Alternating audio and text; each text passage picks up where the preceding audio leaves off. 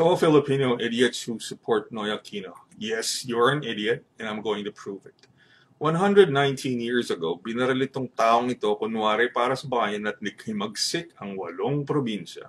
29 years ago, binaril rin itong wala namang nagawa para sa bayan at nagkaroon ng matahimik na himagsikan, aka It's a Lots and Nonsense Revolution. On January 25, 2015, 44 SAF members ang napatay dahil sa kapabayaan ng kanilang mga pinuno. Sa tingin nyo, ginawa ba nila trabaho nila para lang sa bayang Pilipinas? Hindi. Dahil sa SAF-44, namatay ang isang notorious na international terrorist. Dahil sa SAF-44, the United States and the entire world is a much safer place to live in. The SAF-44 did not just die for country, but for all the peace and decency-loving people of the whole planet. They died for the security and safety of 7 billion people and their futures. Tapos ano ginagawa ninyo? Parang walang nangyari. 1896, pinatay si Bigote ng mga Espanyol, revolusyon.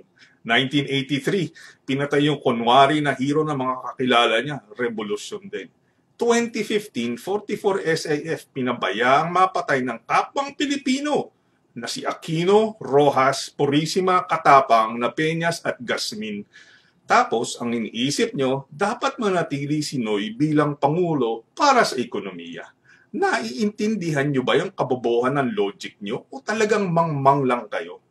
Ano hirit mo? Sasabihin mo, mas importante ang buhay ni Rizal na wala namang nagawa sa bayan at ang buhay ni Ninoy na wala ring nagawa sa bayan kundi magpakamatay kesa sa buhay ng 40 at 4 na namatay para sa katahimikan at kapayapaan ng buong mundo.